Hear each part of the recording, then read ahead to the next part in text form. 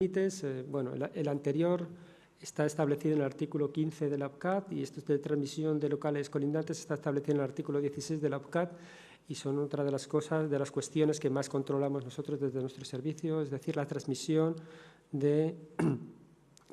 sonora que provocan las actividades recreativas o una instalación concreta a locales colindantes, es decir, pues, por ejemplo, para el caso más habitual, que es un dormitorio o un salón, pues en este caso, pues como veis, no veo ahora dónde está el puntero, son, para el caso de dormitorios, en horario día 30 más estos 5 decibelios que hemos dicho, 35, y noche 30. Y en el caso de estancias podría ser un salón, serían 35 y 40 decibelios. Bueno, existen, aparte de estos límites, también se aplican a pasillos, aseos y cocinas, se establecen 5 decibelios más, o zonas comunes, como pueden ser portales, descansillos, 15 decibelios más.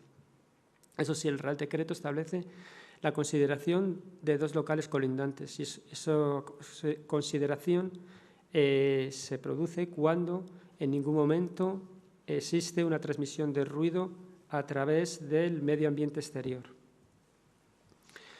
Bueno, y esto es lo que os he comentado, que nosotros en las inspecciones consideramos el último punto, ningún valor medido del índice LKEQ supera 5 decibelios.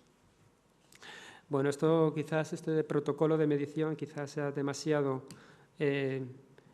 técnico, pero bueno, que sepáis que los criterios, nosotros cuando hacemos las mediciones, tanto nosotros como la Policía Municipal, tiene que atender a un protocolo de medición que está establecido en el anexo 3 de nuestra ordenanza, conforme a, pues eso, hay que realizar 3 mediciones en el punto donde sea más alto los valores sonoros, con unas distancias a cualquier elemento.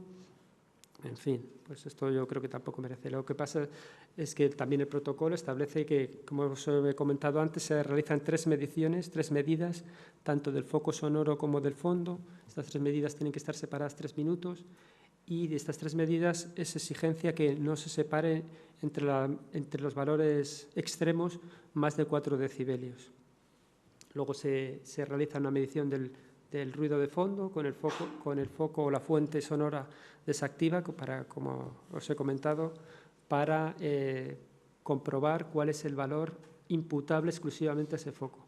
Como sabéis, los decibelios siguen una función logarítmica y bueno, pues la resta para deducir el valor del foco del fondo se realiza mediante una resta logarítmica.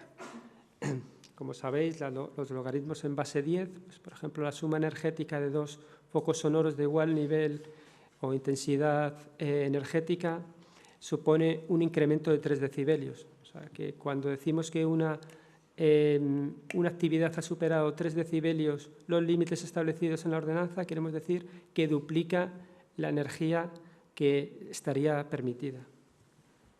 Bueno, a los niveles, a las mediciones se realizan también, se le aplican una serie de penalizaciones, que bueno, pues es también unas cuestiones técnicas, porque en función de determinadas cuestiones que son más molestas para el oído humano, como las bajas frecuencias, los tonales emergentes, etcétera, se les aplica una penalización al valor sonoro resultante. Tampoco vamos a entrar mucho en determinadas esto porque quizás sea muy árido. Como veis, estas penalizaciones pueden incrementar hasta 9 decibelios el valor sonoro resultante. No sé si bueno, el protocolo ya os he dicho que tiene que establecerse bajo una serie de premisas en cuanto a distancias a focos. Además, se establece que tiene que estar las mediciones, la instrumentación sonométrica tiene que realizarse conforme a una serie de criterios en cuanto a condiciones meteorológicas, como humedad, temperatura, cuando hay viento, que se tiene que poner una pantalla antiviento y en determinadas circunstancias, más de 5 metros por segundo de viento, no se pueden realizar mediciones. Cuando llueve tampoco se realizan mediciones en el exterior, etc. Bueno, antes de las mediciones también hay que hacer una comprobación acústica para comprobar que realmente los sonómetros funcionan bajo un patrón que establece el calibrador. Bueno, estas son las actas que utilizamos nosotros de ruidos. Estos son los métodos de vibración. Este es el que incluye el método anterior a la OPCAT, y este es el nuevo con respecto a lo que establece el Real Decreto, el 1367, que como veis el índice de vibración es el LAW, el que se emplea. Bueno, las vibraciones nosotros también las realizamos bajo una serie de protocolos establecidos reglamentariamente. Bueno, pues luego también hay que tener en cuenta que existe una protección de entornos sociosanitarios y la ordenanza establece que no se puede autorizar una instalación a una distancia menor de 150 metros de determinadas actividades. Y bueno, y ahora aquí quizás en lo que más nos interesaría, ¿cuáles son las exigencias que tienen las actividades recreativas y de espectáculos públicos? En la ordenanza se establecen una serie de grupos en cuanto a exigencias de aislamiento a ruido aéreo, en previsión de la potencial generación de ruido que puede tener esa actividad.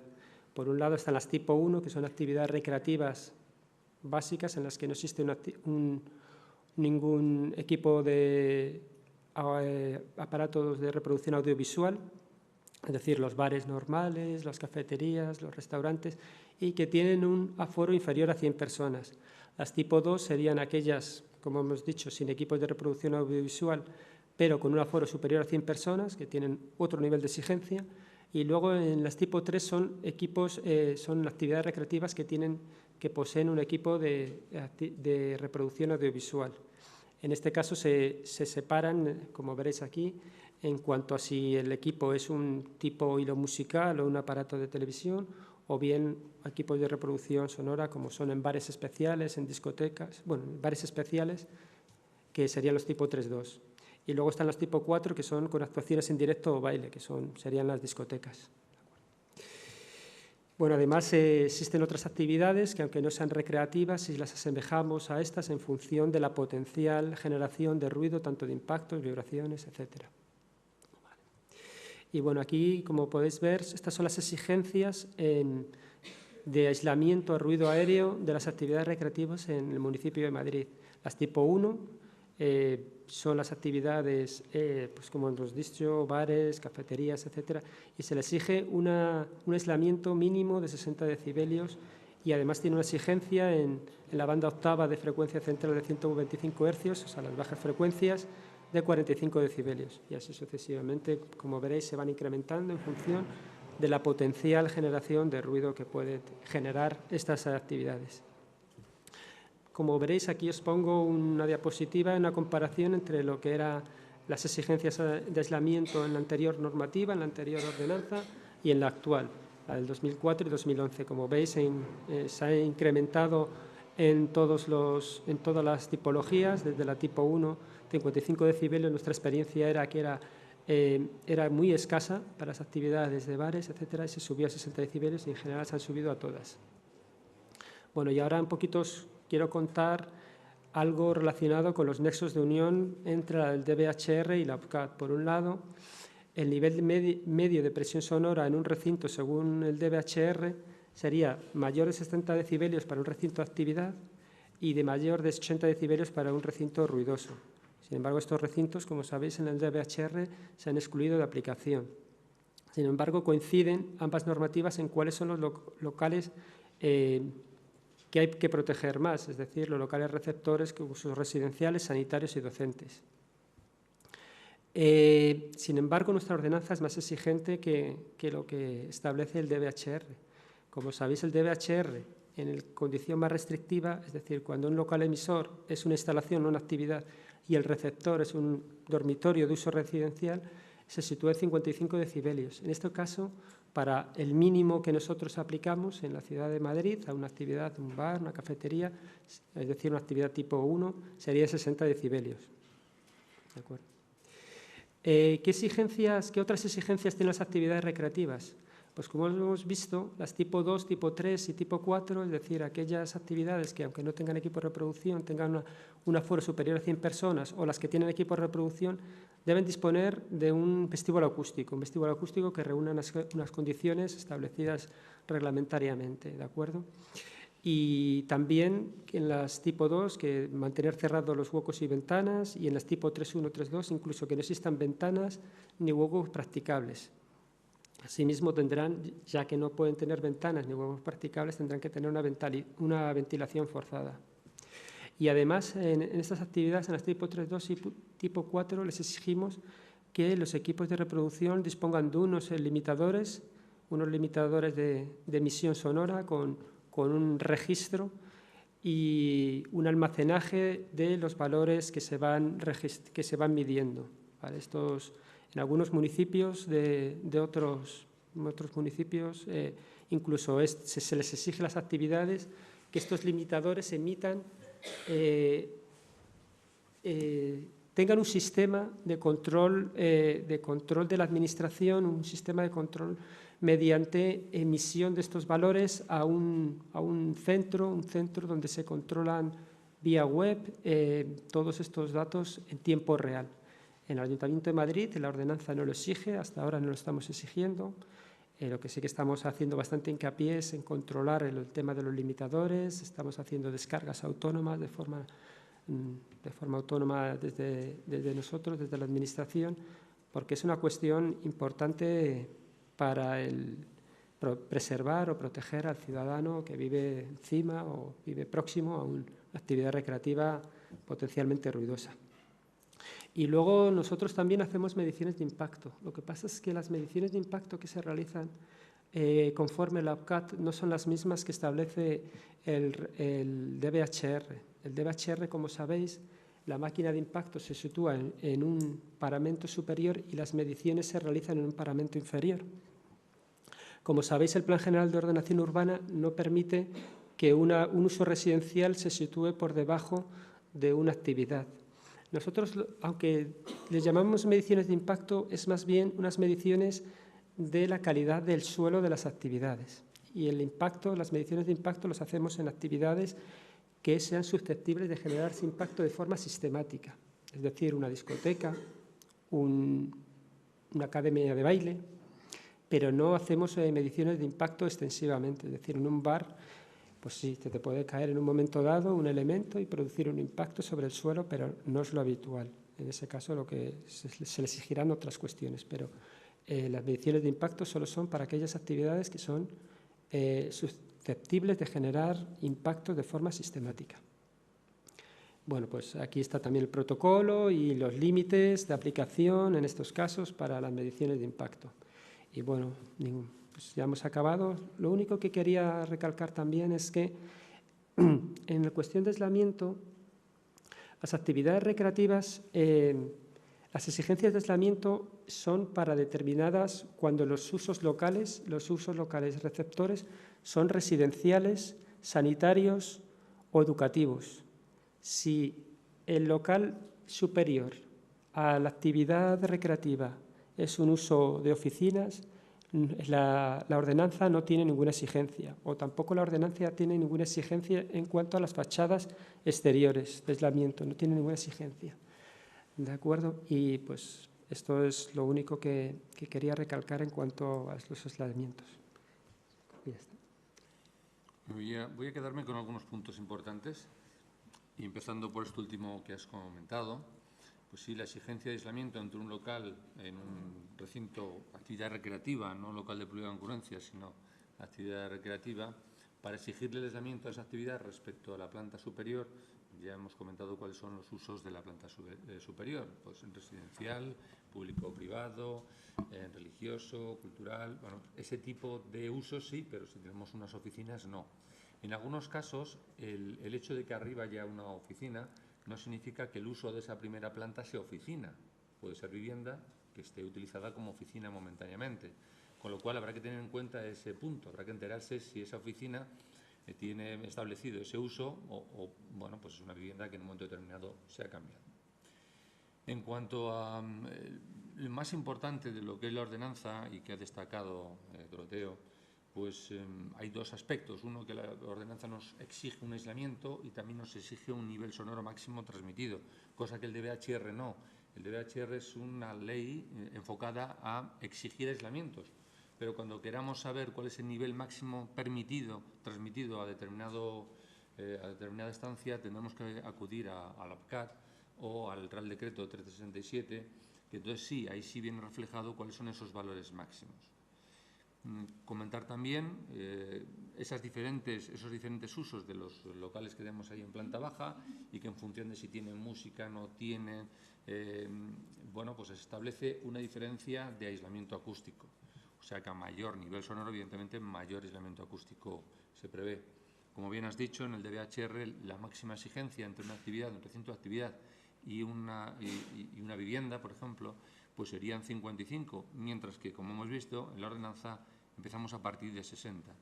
Luego, no es de aplicación el DVHR cuando nos pida un ayuntamiento, que más de una ocasión lo he visto, que te piden cumplir con el DVHR, cuando tenemos un local de primera concurrencia, una actividad recreativa respecto a una vivienda, no es de aplicación el DVHR, es de aplicación la ordenanza municipal de la población en donde estemos inmersos. Y creo que nada más. Darte las gracias por exponernos todo el contenido de la normativa de una forma muy condensada, que esperamos poder contar contigo en otra ocasión. Y bueno, pues nada, hasta pronto.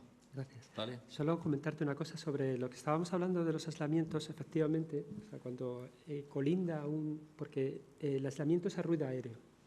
Eso que queremos dejarlo claro, es decir, pero que en la primera planta, si en la planta baja tenemos una discoteca y en la planta primera, existe una discoteca, una oficina, no quiere decir, o sea, la exigencia, la ordenanza no tiene ninguna exigencia en cuanto a aislamiento a ruido aéreo.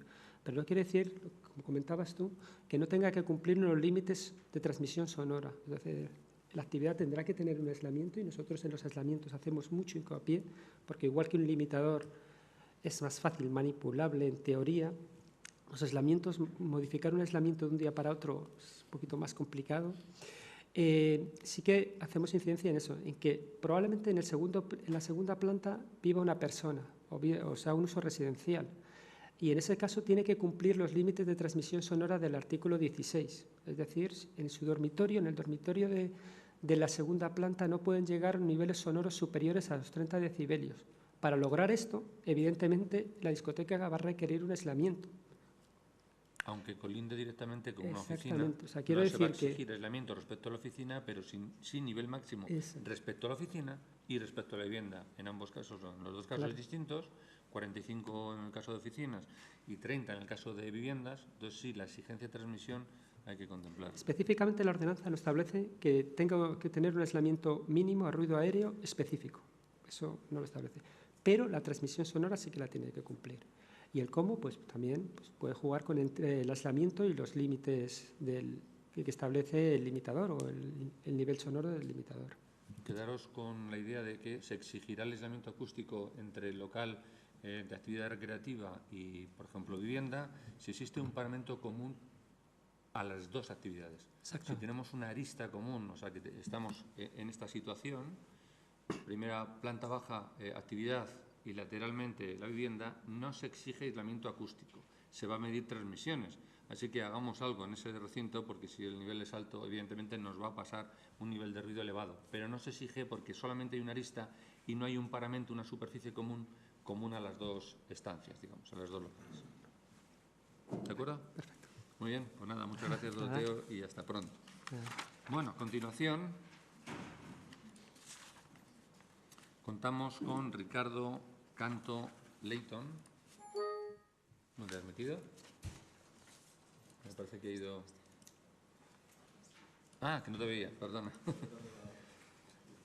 Bueno, pertenece al grupo Saint-Gobain y nos va a presentar productos de Ecofon. Nos va a hablar sobre propagación del sonido en oficinas diáfanas y su correlación con las clases de absorción. Algunos de sus productos, esto es un dato que os facilito ahora, se están introduciendo en las aulas de aquí de la planta segunda, que luego hablaremos de ellas, para aliviar un poco el tiempo de reverberación excesivo. Entonces, los productos de Ecofon pues se van a aplicar, se están haciendo pruebas para ver si se reduce el tiempo de reverberación un poquito alto que tenemos en esas aulas. Ricardo, cuando quieras. Vale, gracias. A ver si funciona la nueva conexión aquí. ¿Cómo vamos? Mira a ver si tienes... Soporte técnico. Ahí está. Diego, muchas gracias. Vale. A ver, bueno, primero que nada, no estoy muy acostumbrado a presentar sentado, así que si me muevo un poco, me pido disculpas. Bueno, como me presentaban aquí antes, hoy voy a hablar sobre la propagación del sonido en oficinas. Pero primero que nada quería explicar un poco también sobre el efecto que tiene el ruido en nosotros, los humanos. Y vamos a empezar cuando eso es una gran parte del trabajo que hago yo, que se trata más que nada del efecto que tiene el sonido en lo que es el cuerpo humano, la parte física o la parte psicológica también. Y vamos a hacer una prueba o un test de memoria que se trata de tratar de recordar los números que van a salir aquí en el orden en que salen. Se llama serial recall en inglés, sería como recordar en serie o algo así en español, no sé. Bueno, empezamos y vamos a ver cómo va. Bueno, yo llegué a Suecia en 1985 y tenía 8 años y por eso quizá mi castellano sea perfecto. Ahora que dije algunos números mientras trataban de recordar, quizá les costó un poco y empezaron otra cosa, así que ¿era esa línea o no? ¿La que era esa serie de números? ¿No? ¿Quién sabe? ¿Cuál era? El 6 es un 8. Muy bien. Ahora, ¿por qué hemos hecho esta prueba? Bueno, porque si miramos esta misma prueba viendo el impacto de diferentes sonidos, en el caso de ese estudio que fue el 2011, se hizo en Italia en el Politécnico de Bari, podemos ver que un sonido de oficina bajaría el rendimiento o el rendimiento de la memoria un 4% más o menos, pero mirando otros tipos de ruidos, en este caso ruido de neveras y cosas así que le llaman el Frozen Food Department, ruidos de bajas frecuencias, esto afecta mucho más a la memoria, un rendimiento de 8% baja más o menos. O sea que tampoco, el ruido es una cosa, pero también importa qué tipo de ruido, qué tipo de frecuencia estamos hablando. Otra cosa que es muy interesante es que también se midió en los sujetos, ponían qué nivel de molestia les hacía este ruido, ¿no? El annoyance rating, y esa es la línea que se ve aquí. Entonces se ve que claramente el ruido de oficinas abiertas es lo que más nos molesta, no nos gusta, pero lo que más bajó el rendimiento en este caso fue las frecuencias bajas, que también son más difíciles de acondicionar normalmente. Pero bueno, también hay otro tipo de prueba, una que se llama el Stroop test, y el Stroop test tiene que ver, no es de memoria, sino que es más de algo que se llama atención. Bueno, aquí lo que va a pasar, mejor lo hago directamente, lo que va a pasar es que aquí va a salir una pregunta y una de estas 4 cajitas tiene la respuesta correcta, ¿vale? Y van a ver más o menos cómo es el juego este.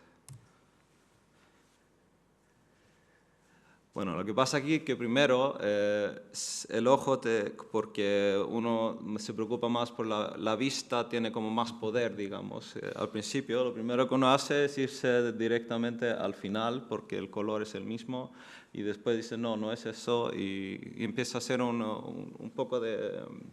Se piensa en varios pasos. Bueno, pero si uno hace este test con los mismos sonidos y va a ver el rendimiento en este tipo de prueba, se ve que ahí sí que la molestia está correlacionada con los resultados. O sea que aquí sí que el sonido de oficina fue lo que más molestaba y lo que más bajó el rendimiento también. Bueno, también quería mencionar, eso es la parte psicológica, hay muchos estudios de ese tipo que muestran cómo diferentes ruidos nos afectan, pero también hay una parte fisiológica que es simplemente que el nivel de adrenalina sube con el nivel de sonido también. La parte psicológica generalmente se dice que tiene que ver del nivel de control que uno siente que tiene sobre el ruido. Si es un ruido que es intermitente, que sentimos que llega y no lo podemos controlar, nos molesta un poco más y bueno, sube la adrenalina también. Bueno, esa era la parte un poco más de lo que se llama psychoacoustics en inglés, es la psicoacústica. Ahora un poco más técnico. Y se ha hablado mucho hoy de aislamiento, que es muy importante lo que es el acondicionamiento acústico. Pero también hay otra parte que es más la acústica de sala, room acoustics en inglés, que se trata de tratar de acondicionar o controlar la acústica que se va a crear en la sala misma. Si hablamos, por ejemplo, de esta sala, se puede empezar a hablar qué productos utilizamos aquí dentro de esta sala para que se escuche bien cuando yo hablo y cosas por el estilo. Qué muebles se utilizan, si hay superficies que tienen muchos reflejos, que son muy reflectantes y cosas por el estilo. Y ahí viene lo que se nombró antes, el tiempo de reverberación, por ejemplo, es una de las cosas que se mira. De lo que voy a hablar hoy día es más que nada de la absorción y cómo está conectada la absorción con lo que es la propagación del sonido, que es lo que hoy se mira en oficinas. La absorción del sonido generalmente se define con el coeficiente de absorción, que prácticamente se puede decir es un porcentaje que explica cuál porcentaje de sonido, de energía de sonido, absorbe este producto. Un ejemplo simple, si tenemos una superficie completamente reflectante, si la energía incidente es la misma que la energía reflejada, es un producto que tenía un porcentaje cero, ¿no? Sería un coeficiente de absorción cero, simplemente, un espejo, digamos, de sonido. Pero si tenemos este ejemplo, que digamos energía 100, lo que quieran, 100 joules o lo que sea, que viene y lo que es absorbido o la absorción es, digamos, 60 de los 100, sería un producto con un 60% de absorción, un 0,6 coeficiente de absorción. Bueno, lo que pasa es que es un poco complicado, es que cada producto tiene diferente absorción en las diferentes frecuencias. Uno puede tener un producto que es muy bueno en absorber frecuencias altas, pero no muy bueno en absorber otras frecuencias. Y por eso se busca algún tipo de promedio. Y generalmente se habla de un promedio cuando uno habla de la clasificación de diferentes productos de absorción. Bueno, ¿cómo se mide esto? Se mide según la norma ISO 354, que prácticamente explica que en una cámara se mete el producto y se mide cuánto porcentaje, digamos, del sonido desaparece. Lo que se hace es que lo que se mide es el tiempo de reverberación. Y el tiempo de reverberación se mide en esta cámara antes y después de meter el producto dentro. Y eso hace que, calculando el tiempo de reverberación antes y después, digamos la cantidad de ecos que hay en esta cámara, antes y después de poner la muestra en la cámara, se puede calcular qué porcentaje ha sido absorbido. De esta forma, el coeficiente de absorción. Bueno, como decía, lo que pasa, lo que es complicado, no me meto en demasiados detalles aquí, pero como la cámara es muy específica, calculando o midiendo el tiempo de reverberación, el eco, se puede calcular muy fácilmente porque uno sabe todo el volumen y etcétera, y se puede hacer este cálculo. Y ahí se conoce el porcentaje de sonido que absorbe el material. Lo que pasa es que, como decía antes, es por frecuencia, entonces se necesita algún tipo de promedio, algún tipo de clasificación para poder ver o hablar de los productos y compararlos. Y la forma más común de hablar es hablando de lo que se llama de las clases de absorción, que también es una norma ISO, que se llama el ISO 11654.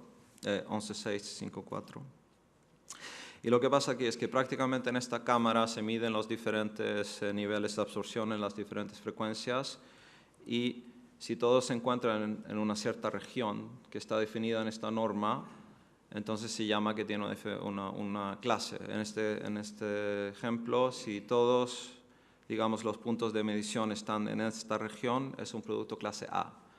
O sea, que necesita tener absorción de un 70% en las frecuencias bajas de 250 y a las 2000 tiene que estar por más de 80% de absorción, algo así, para poder llamarse un producto clase A.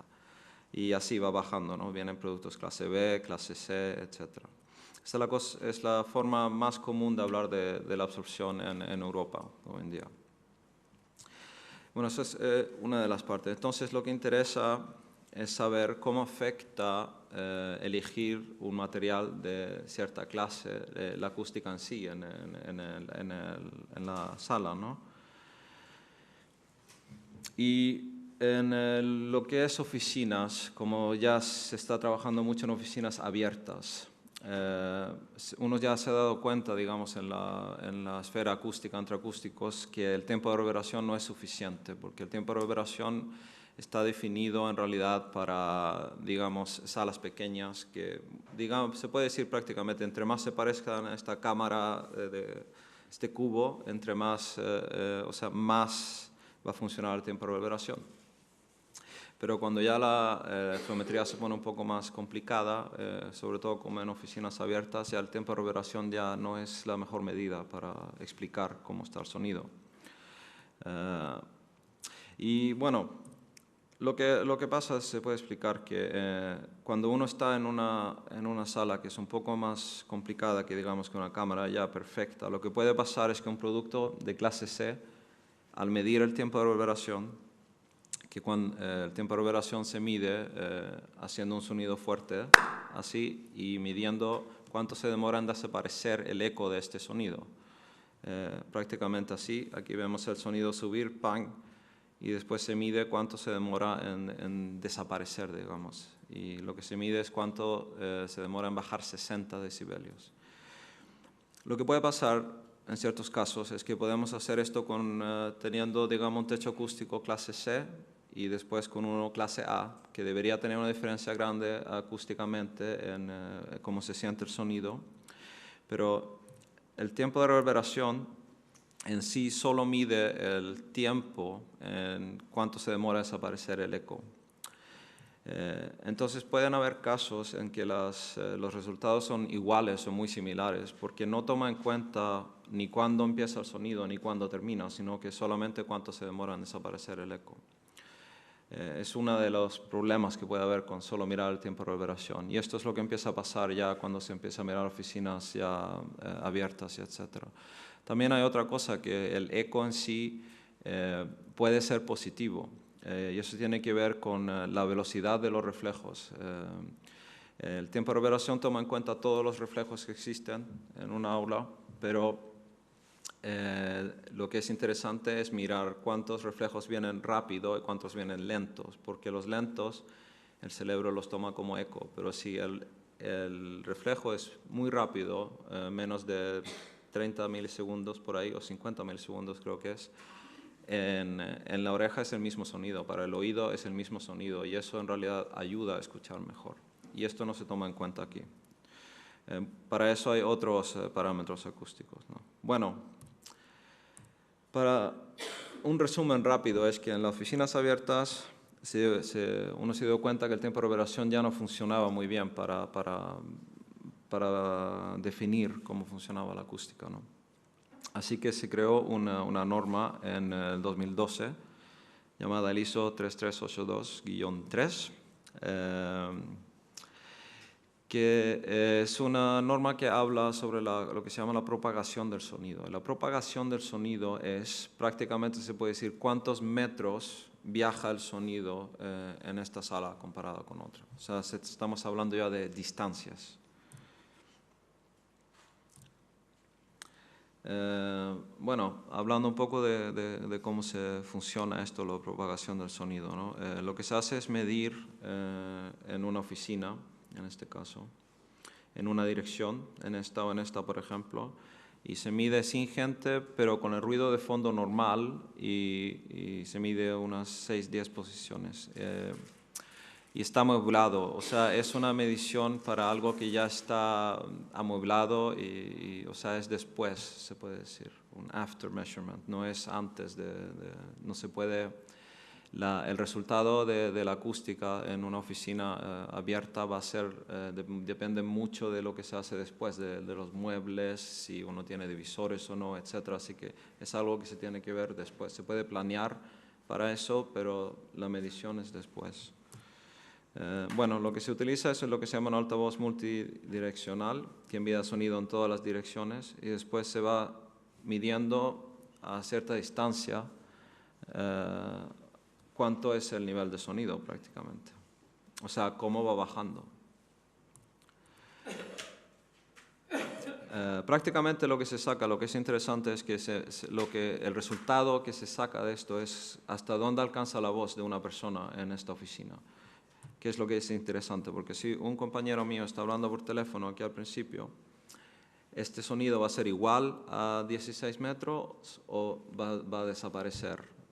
O sea, ¿cuánta propagación del sonido hay?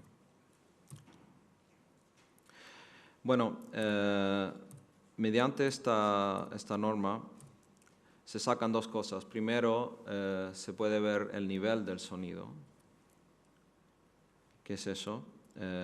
A qué nivel está el sonido, que también es una parte que tiene que ver con la sala, cuánto amplifica el sonido esta sala. Y la otra parte tiene que ver con la pendiente, que es a qué rapidez desaparece el sonido.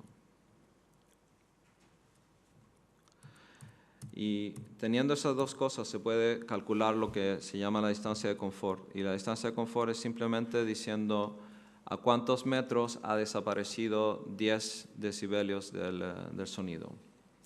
Y lo interesante de esto es que a los 10 decibelios es la distancia donde subjetivamente como humanos nosotros pensamos o sentimos que el sonido está más o menos a la mitad de antes. O sea, a qué punto, a cuántos metros, si volvemos al ejemplo que está mi compañero hablando por teléfono, cuántos metros tengo que caminar yo para escucharlo la mitad de alto, digamos. Y bueno, dependiendo de estos dos ¿cómo se puede decir? Cualidades, pueden ser muy diferentes en las oficinas. En una oficina pueden ser 10 metros, en otra puede ser unos 6 metros, etcétera. Va bajando dependiendo de cómo se trabaja con los productos acústicos o qué tipo de muebles hay, etcétera, qué superficies hay, si son reflejantes, etcétera. Bueno, prácticamente para hacer un resumen de la propagación del sonido, en oficinas es muy importante, o lo más importante hoy en día es hablar de cuánto viaja el sonido si uno habla. Hay muchas oficinas dependiendo. Si tenemos una que no tiene techo acústico para nada, digamos, forjado directamente, la persona que está hablando aquí, el sonido al final de la oficina estará al mismo nivel. O sea, si habla 60, estará 60.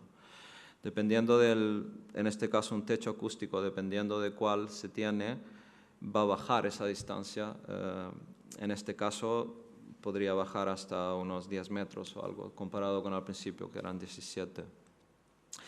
Y también dependiendo después de qué muebles hay, o si se utilizan divisores, o si hay absorción en las paredes, o si tienes moquetas o alfombras, etcétera, todo.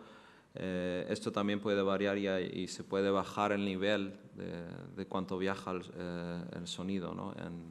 en metros.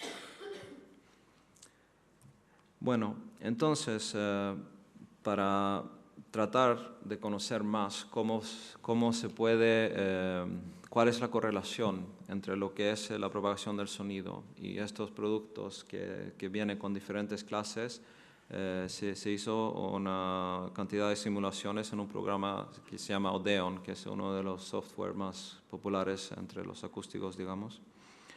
Y probamos con techos diferentes. O bueno, digamos, los resultados que voy a presentar hoy son utilizando diferentes techos acústicos en la misma oficina. O sea, lo que miramos es este lado de la oficina, midiendo según la normativa que les he presentado y cambiando solamente el techo, viendo qué pasa. Y este fue el modelo 3D que se utilizó, tratando de asimilar más o menos una oficina bueno, normal hoy en día, digamos. Que está la gente sentada 4 a 4, probamos con divisores y sin divisores y pusimos 4 grupos. Y, bueno. Bueno, aquí también está especificado que se utilizó en todas partes. Aquí se eligió que fueran particiones de cristal, que es muy común en oficinas hoy en día, etc. O sea, tratando de asimilar la oficina más común que se podía, ¿no? Después, no voy a entrar mucho en detalle porque es un poco, necesitaría más tiempo, pero aparte de las clases, se ha tratado en muchos países, sobre todo en Estados Unidos, a especificar un poco más la calidad acústica de los diferentes productos que hay, o de materiales en general. Y existe algo que se llama la clase de articulación, Articulation Class, y eso, digamos, especifica la calidad de un producto en bajar el nivel de sonido en las frecuencias de humanos, las voces, que es el ruido más común en oficinas, ¿no? O sea, el ruido que estamos tratando de tratar en general son las voces, que es también lo que más molesta cuando uno está trabajando. Bueno, así que esto también está incluido en el análisis, digamos.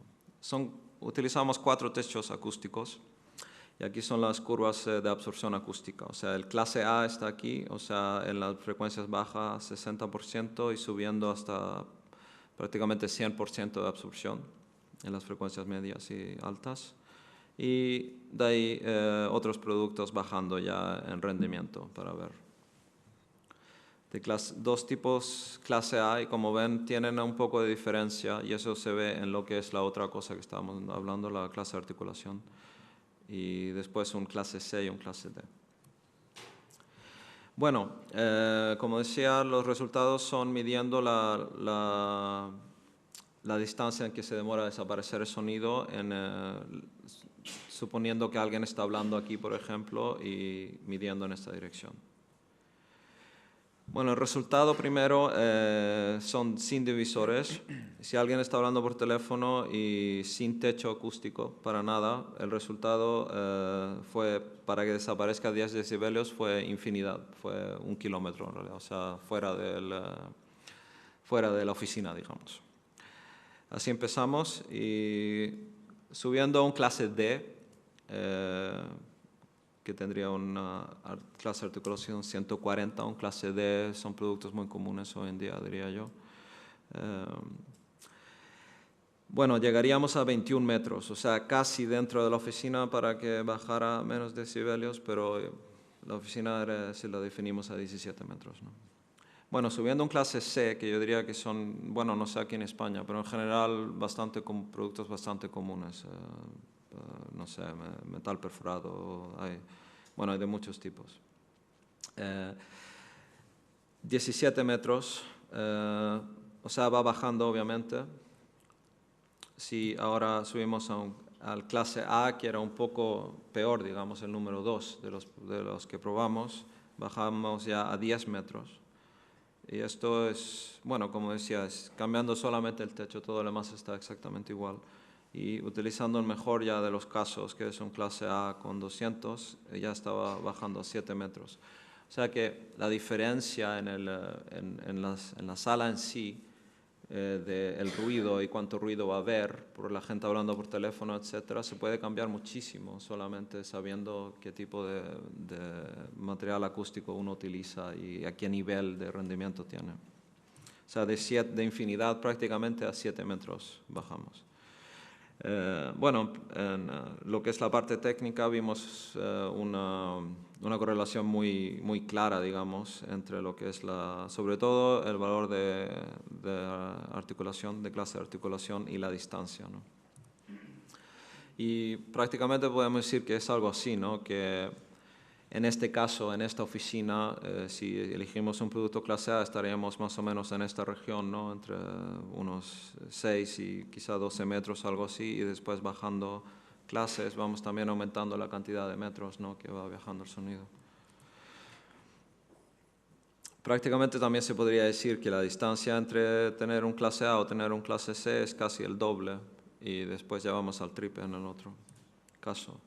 Ahora sí, lo que probamos también es decir, ok, pero digamos en el caso que hay divisores y que son altos, que esto eran de 1,80 m, ¿qué pasaría? Bueno, sin techo se bajaría de infinidad a 25 metros y en el punto mediano, en el clase C, teniendo estos divisores bastante grandes, se tendría 6,5 metros, que este nivel estaba a 17 metros antes. Bueno, y en el mejor de los casos, prácticamente habría ya antes o llegando al divisor ya desaparecían los 10 decibelios. O sea que sí hay una gran diferencia también con divisores. Otra vez, si miramos un poco qué impacto tienen las clases en los metros, se puede ver que en la clase A estaríamos a este nivel más o menos con divisores, pero un 50% más ya de distancia teniendo un clase B o clase C, y el último caso ya 2 veces más de la distancia. Bueno, para terminar con un caso real, esto es un call center o Vattenfall Helpdesk. Vattenfall es una empresa muy grande en Suecia de energía energética. Y bueno, este fue el caso cuando llegamos ahí. Había mucha gente quejándose del ruido, etc. Ahí.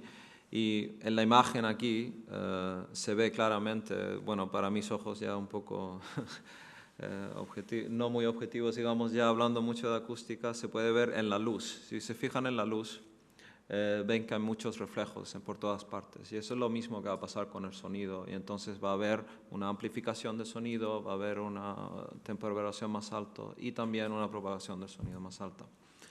Entonces, hicimos algunos cambios. Bueno, primero que nada, al medir esta distancia para que baje el sonido 10 decibelios, empezamos con 12 metros, que es bastante alto. En la norma esta que habla sobre la propagación del sonido se recomienda 4 metros, que también es bastante difícil llegar a 4 metros, pero por lo menos da una indicación, ¿no? 12 metros es bastante. Bueno, si se fijan cómo están aquí, después hicimos bastantes cambios. Lo primero que se hizo fue, no solo se trata de tener productos de absorción y todo eso, sino que también se trata un poco del diseño, cómo está sentada la gente y todo eso. Cambiamos la forma que estaban sentados porque estaban sentados cara a cara, digamos, y estaban en el teléfono todo el tiempo, o sea, se estaban todo el día enviando ruido cara a cara, y eso lo tratamos de cambiar siempre, aunque no muchas veces es lo que quiere el cliente. Pero aquí se sentaron de forma que recomendamos nosotros, ¿no? O sea, que igual están en un grupo, igual pueden cooperar entre sí, pero están hablando hacia una pantalla que absorbe el sonido. O sea, que eso ayuda también mucho. Otras partes que se cambiaron fueron los techos acústicos a techos de más alto rendimiento, de clase A. Y también se puso esta alfombra aquí, donde pasaba mucha gente creando mucho ruido también al caminar, ¿no? Que eso también molesta mucho al trabajar.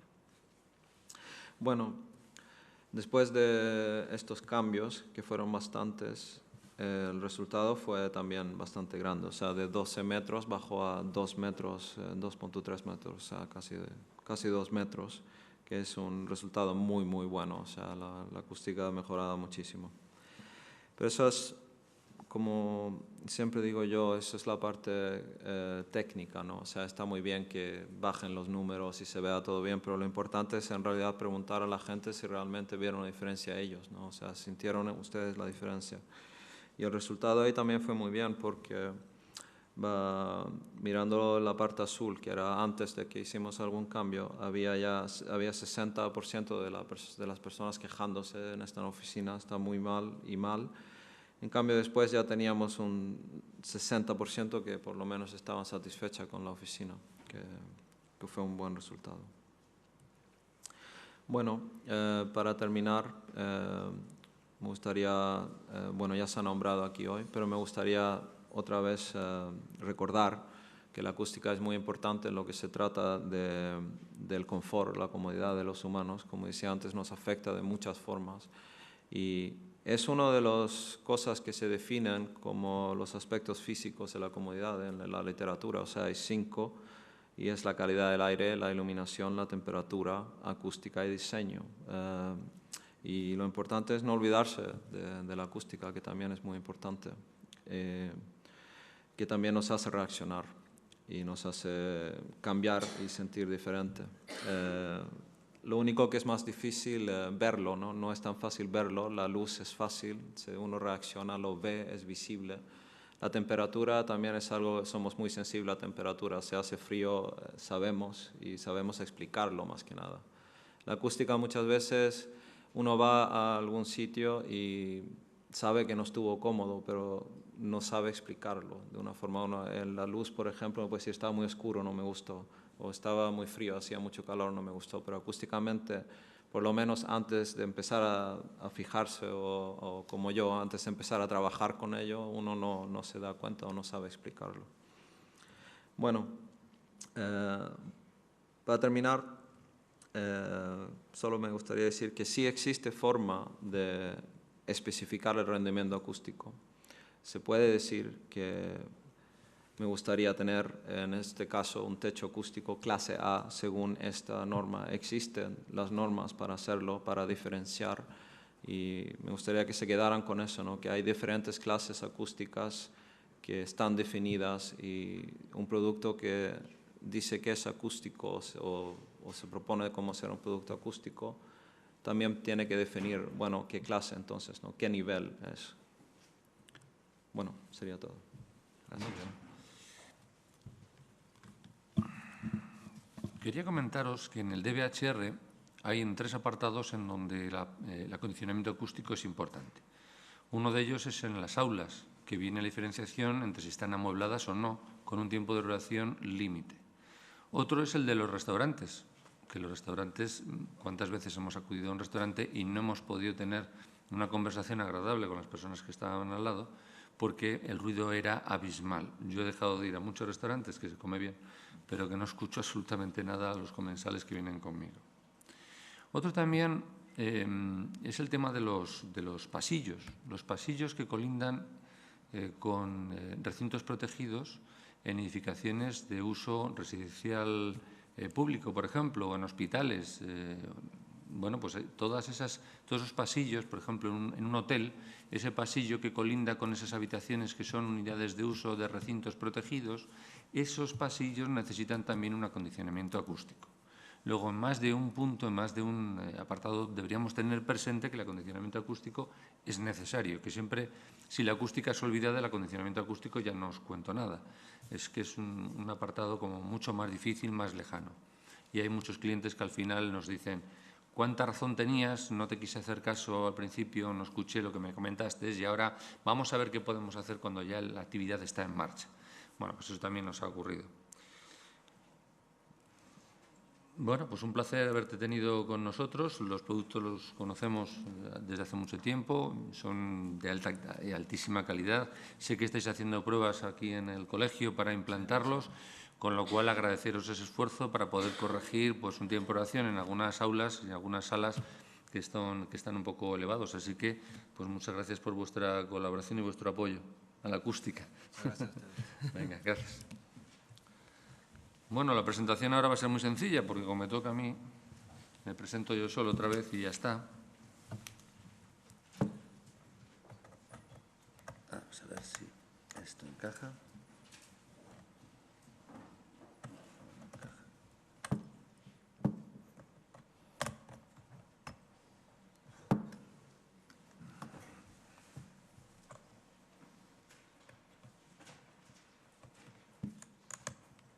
Bueno, encaja si quiere. Ahora. El audio.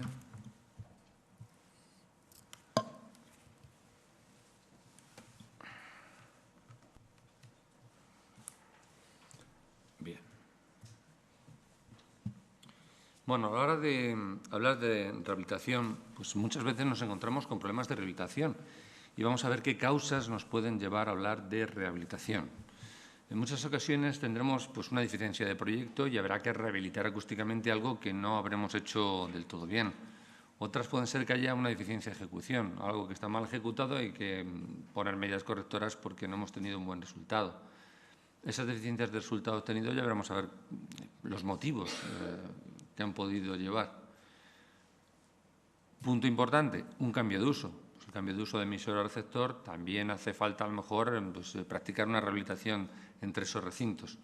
Y a lo mejor también tenemos que hablar de rehabilitación pues, porque queremos mejorar unos sistemas constructivos, unos materiales que teníamos implantados o teníamos en obra y vamos a cambiarlos y sustituirlos por otros.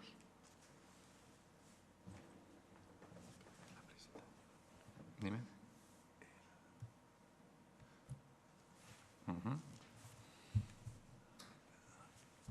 En duplicar. Vale. Muy bien, gracias. Así que si tenemos deficiencias de proyecto, pues en algunos casos, bueno, tenemos colindancias que si esto es una cocina-dormitorio puede que no sea un caso muy dramático, pero un dormitorio con respecto a un recinto de instalaciones, un dormitorio respecto pues, a un núcleo de ascensores, pues son casos que deberíamos a lo mejor replantearnos un poco el diseño para no colindar ese tipo de recintos. Luego, el diseño es posible que en muchos casos sea mejorable. En otras ocasiones, a lo mejor los sistemas constructivos pues, están poco definidos o incluso son incorrectos.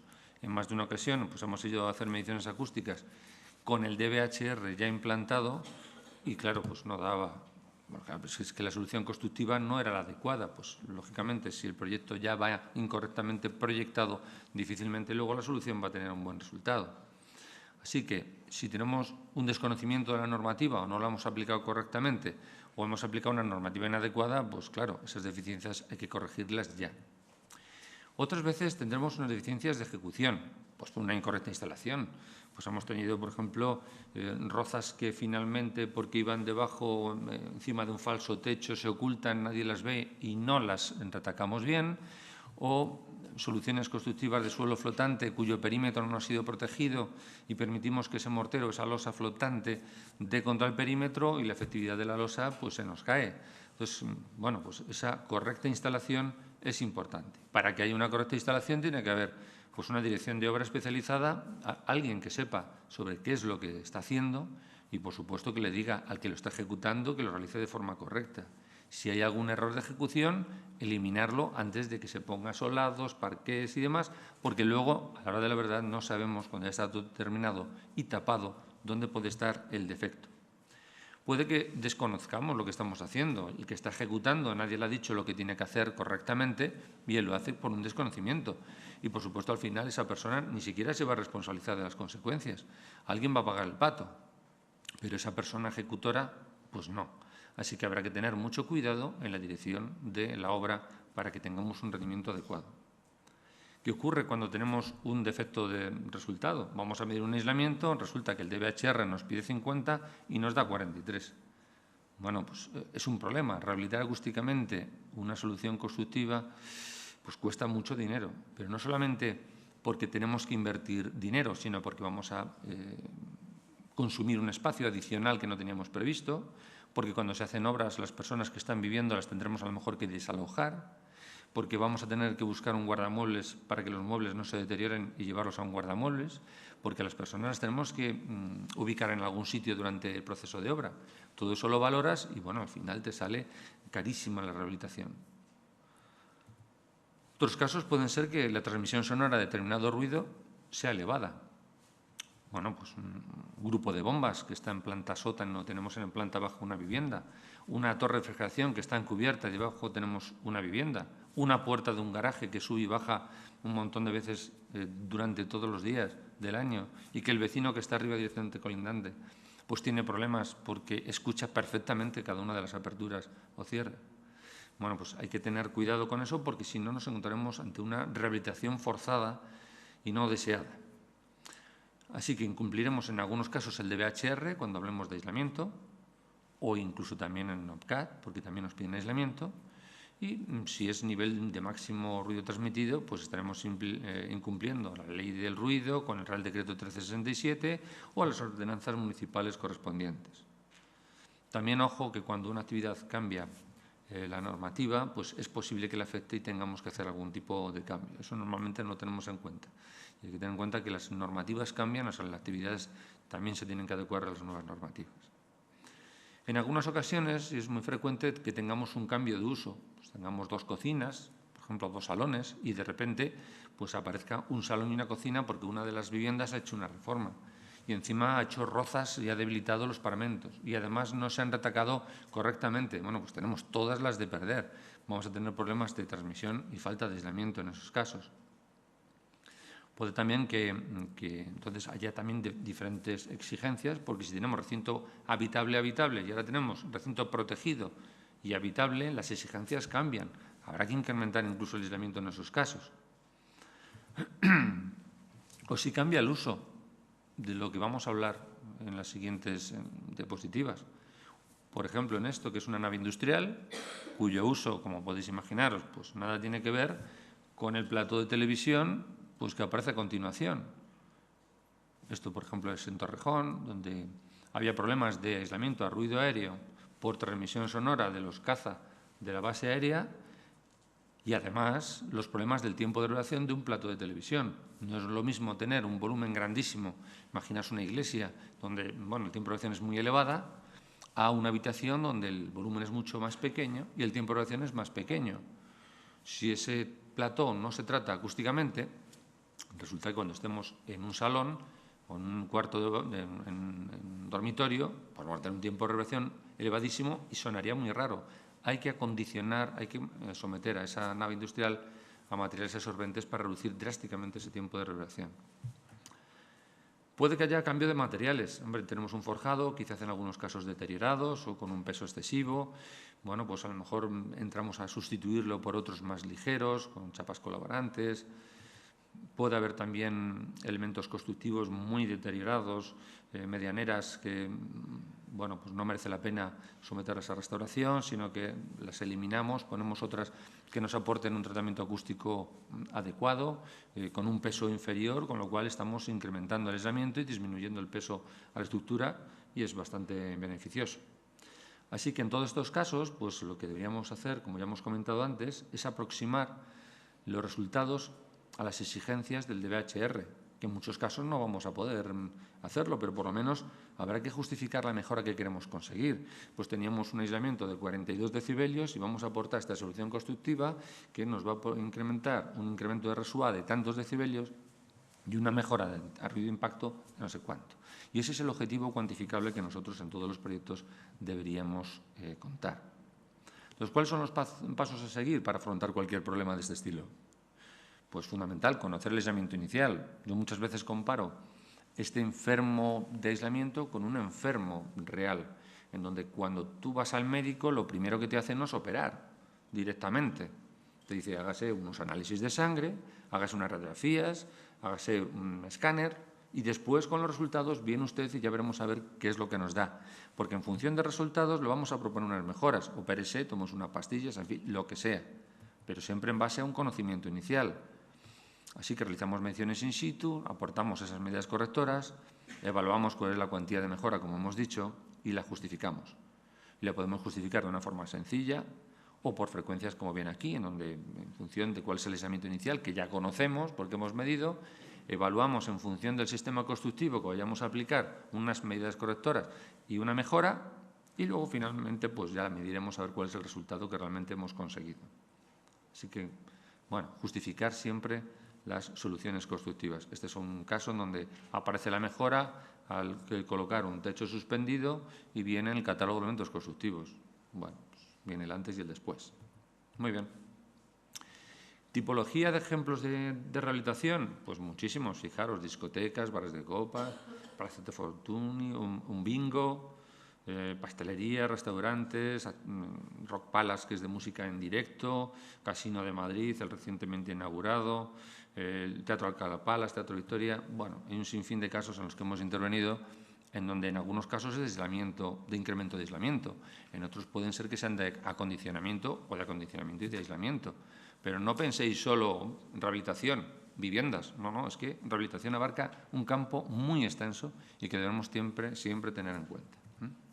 Vamos a ver algunos casos. Nos vamos a centrar en casos de interior, en donde hay un local comercial que cambia a restaurante, unas oficinas que cambian a hotel y en la planta baja tienen una cafetería, unas oficinas que cambian a hotel y en la planta de cubierta van a ser un restaurante dentro del propio hotel, una planta diáfana, la nuestra, la de las aulas de la sede. En la segunda planta antes era diáfana y ahora mismo está compartimentada y tenemos unas aulas de docencia y un salón de actos. Bueno, pues vamos a ver un poco cómo hemos intervenido en cada uno de esos casos.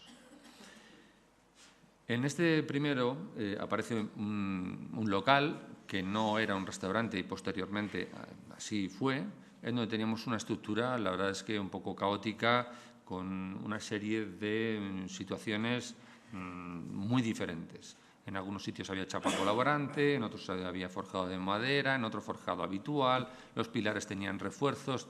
En definitiva, no podemos decir que el resultado acústico vaya a ser homogéneo.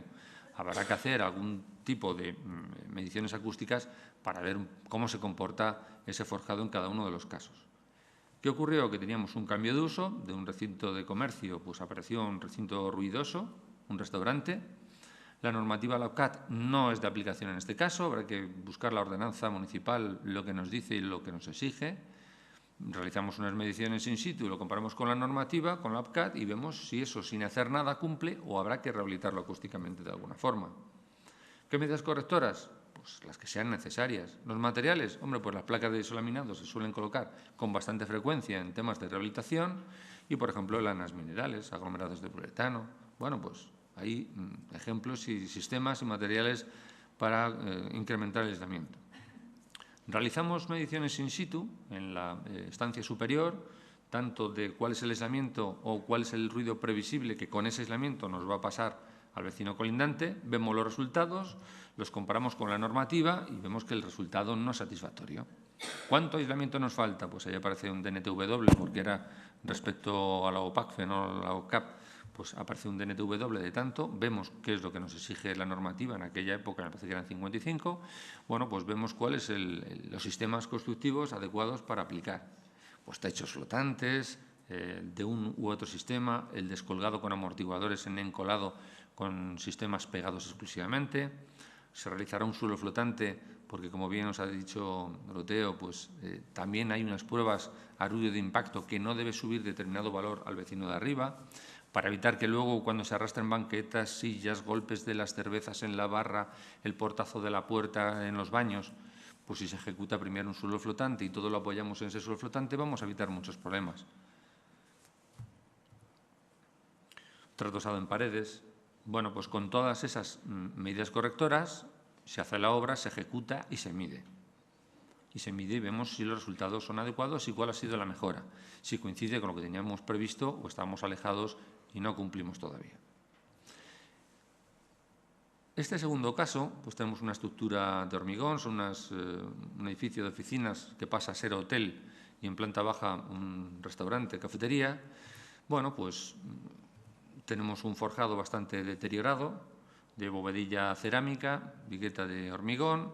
Realizamos, como veis ahí, aparece una máquina generadora de ruido, una fuente de dodecaédrica, emitimos en el emisor, vamos al receptor, a la planta superior, y vemos cuál es el nivel que tenemos de aislamiento.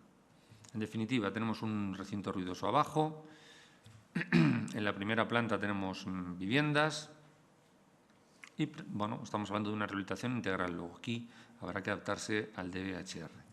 Igual procedimiento, mediciones in situ, medidas correctoras y luego los materiales a aplicar.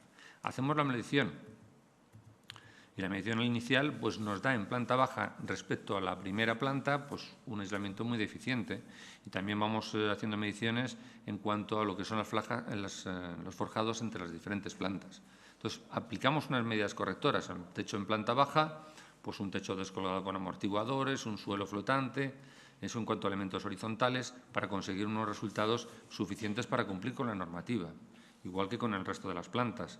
Bueno, pues con una compartimentación tipo como la que el DBHR nos dice para el tipo 3, que es perfil-perfil, placa-placa, placa-placa y con lana mineral en la cámara, pues así aplicamos ese tipo de soluciones constructivas en cuanto a los elementos de separación vertical y también se hizo con placa, perfilería de placa y yeso laminado con su lana mineral en cuanto a la tabiquería interior de compartimentación.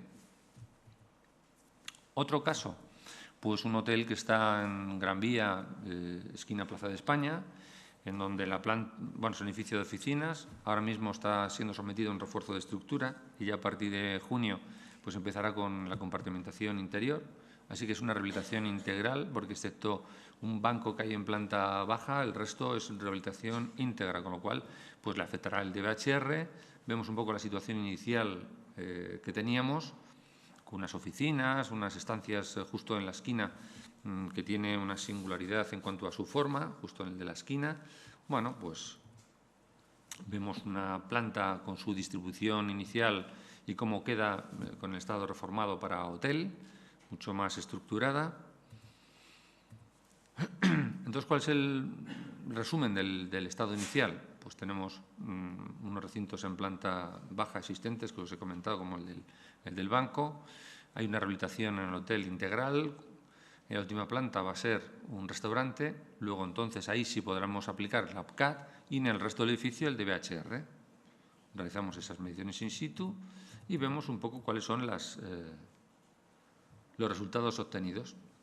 Fijaros que tenemos resultados de 43-48. El DBHR nos dice que necesitamos un resultado de 50. Luego, bueno, pues aplicaremos medidas correctoras. También medimos niveles sonoros exteriores, que la Gran Vía, el nivel sonoro exterior es bastante elevado, con lo cual evaluamos niveles medios, máximos y mínimos y vimos cuál es la necesidad de aislamiento. Ellos querían poner una ventana simple y con una ventana simple, con unos niveles en torno a los 70 decibelios, pues vimos que es insuficiente.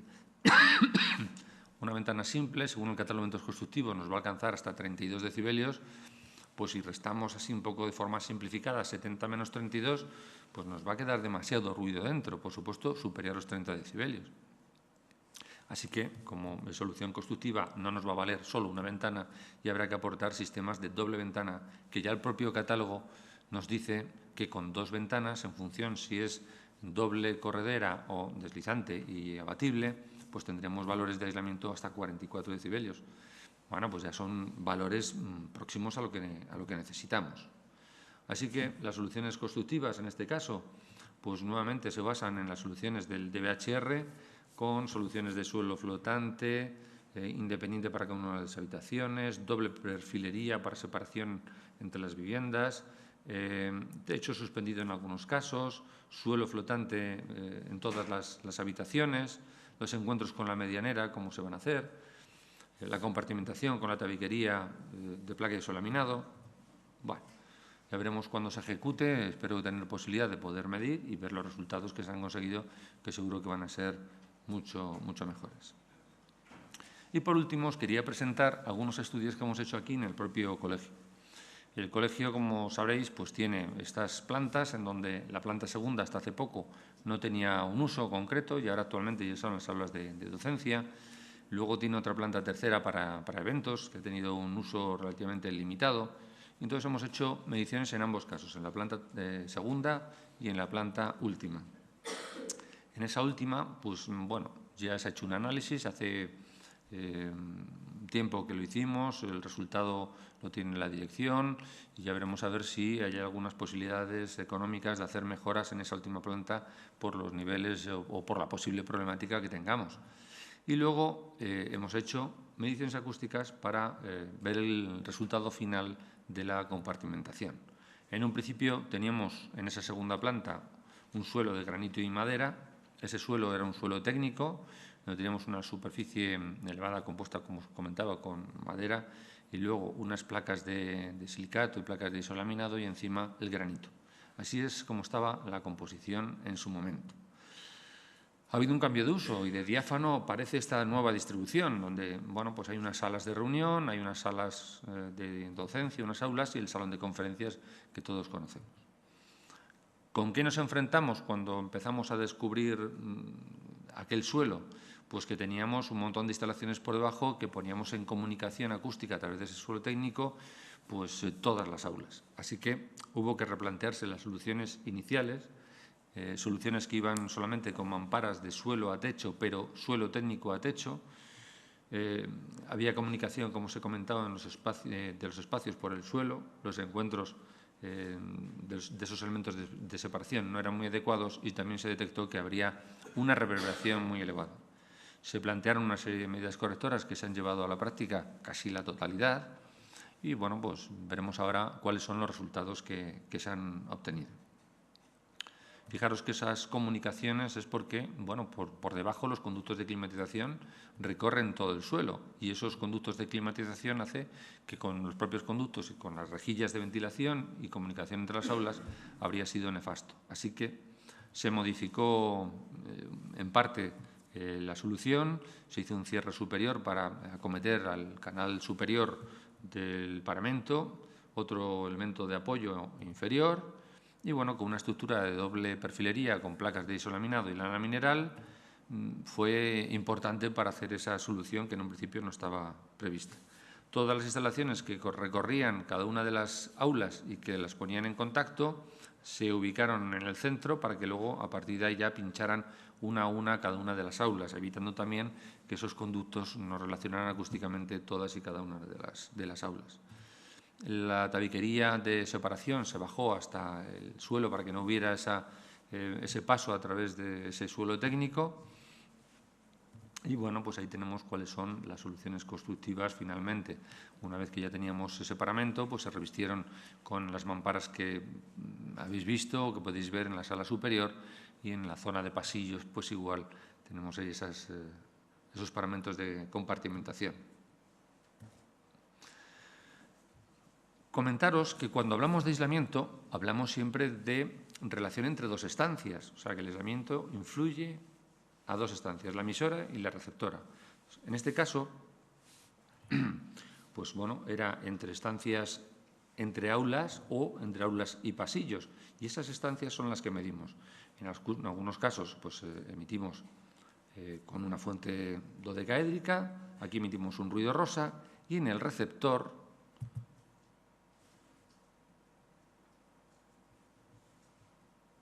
a ver si quiere abrirse. Que va a ser que no. Vamos a ver la anterior. ¿Por qué no se ha abierto? Vamos a hacer un poquito más de volumen. ¿Qué es lo que estamos escuchando? El ruido en el receptor producido por una fuente dodecaédrica en el emisor. De esa forma tenemos emisor y receptor, y tendremos dos de los elementos importantes y necesarios para calcular ese aislamiento. En el caso del pasillo, igual.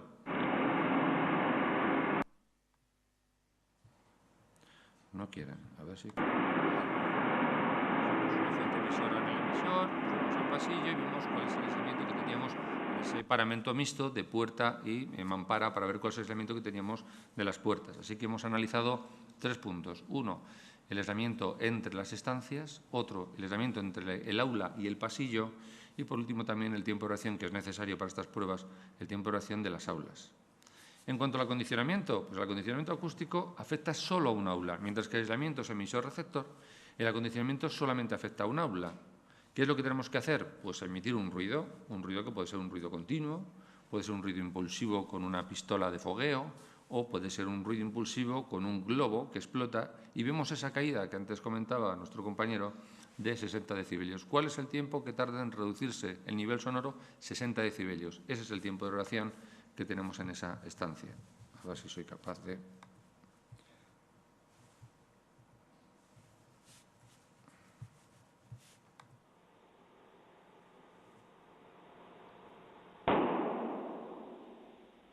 Un compañero vuestro estaba tapado los oídos y digo, a ver si va a explotar mucho. Me parecía que te tapaba los oídos por la explosión. Bueno, pues así se puede medir. Hemos emitido una explosión con un globo, vemos en el sonómetro cómo calcula, y ahora veremos la gráfica del tiempo de reverberación que nos aparece.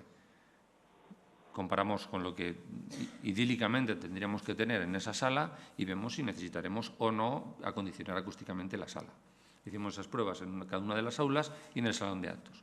Las que planteaban una problemática mayor eran las aulas. El salón de actos, como tiene además mobiliario, tiene moqueta, tiene ese mobiliario que es de tejido, pues el tiempo de duración era inferior, a pesar de que el volumen era un poquito más elevado.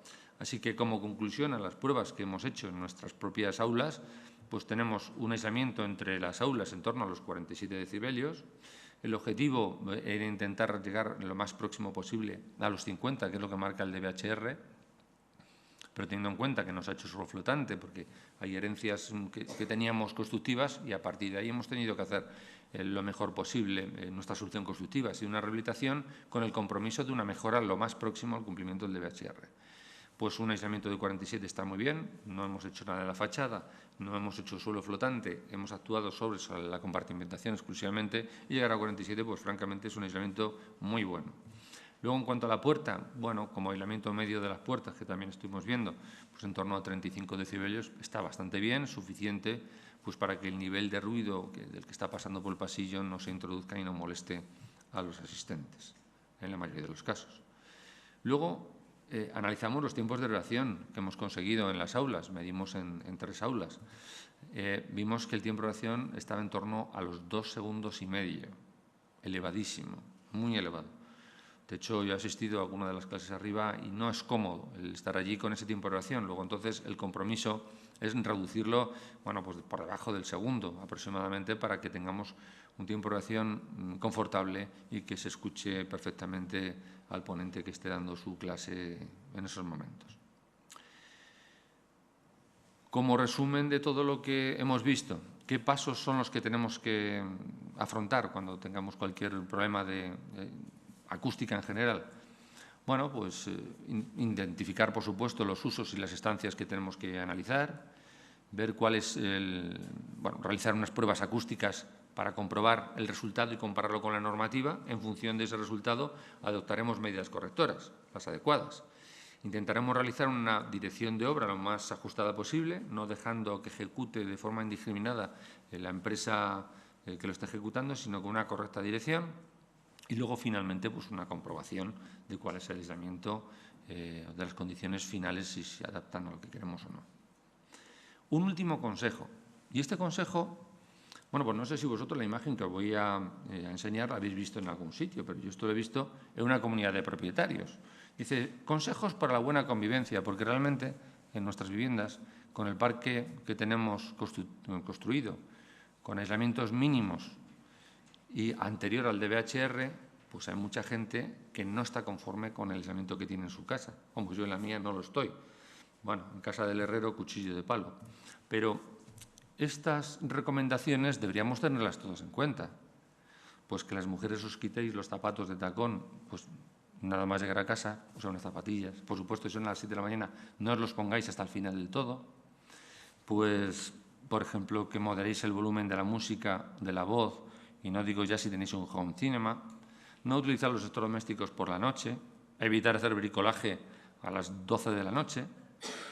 Yo no sé qué le pasa al vecino de arriba, pero todos los días parece ser que debe ser diseñador y en mi casa mueve los muebles de un sitio para otro.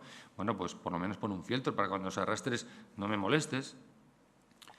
Cerrar las puertas con cuidado. Bueno, esto es una cosa que cuando el armario del vecino de al lado cierra su puerta, yo sé que ha abierto la puerta y sé que ha abierto el cajón. Todavía no he llegado a definir cuál es el cajón que abre, pero seguro que es un cajón, eso está claro. No fregar los platos a partir de las 11. Hombre, poner a la vajilla a las 11 de la noche, a las 12, cuando sabemos que va a tener problemas, pues no. O el ruido que generan los platos, bueno, tampoco es adecuado, así que procuremos hacerlo en otros momentos. Pasar la aspiradora. Hombre, yo la aspiradora a las 12 de la noche, francamente, no la paso nunca, pero habrá gente que sus horarios le impidan a lo mejor llegar a su casa a otra hora y a las 12 de la noche se pone a pasar la aspiradora y molesta a los vecinos. Y, por último, una recomendación que a mí me ha hecho mucha gracia. Pues, si haces una fiesta, comunícaselo a tiempo con los vecinos. Yo no sé si es para invitarles, con lo cual ya no tienes un enemigo, sino que tienes un amigo, o si es para decirles, oye, te invito a que pases un fin de semana porque voy a tener una fiesta por todo lo alto y para no molestarte, pues te recomiendo que te vayas. Si no te vas por las buenas, pues al menos toma, porque por las malas tampoco creo que sea la solución. Así que esto de avisar a los vecinos está bien, no está mal. Pero bueno, que ojo con la solidaridad acústica en el día contra el ruido y de la lucha contra el ruido. A ver si tenemos un poquito de atención sobre estas conductas que tienen que ser generales y que no siempre se cumplen. Vale. Bueno, pues entonces, si os parece bien, a los que habéis intervenido, si podéis subir y hacéis alguna pregunta, yo os lo agradecería. Teresa, Teodoro.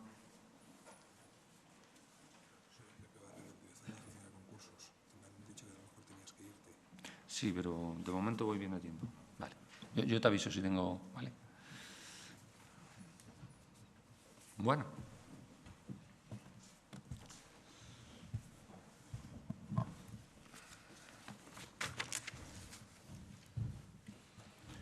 Bueno, en esta jornada hemos visto temas de aislamiento acústico, hemos visto temas de acondicionamiento acústico, hemos analizado en parte la OPCAT, hemos visto también temas de DVHR. Espero que alguna de estas preguntas, si tenéis alguna duda en cuanto a dónde tengo que manejar, en qué momentos tenemos que manejar cada una de las normativas o qué caso particular se os ha dado y os habéis quedado con alguna duda, pues es el momento y si queréis, pues exponerlo ahora.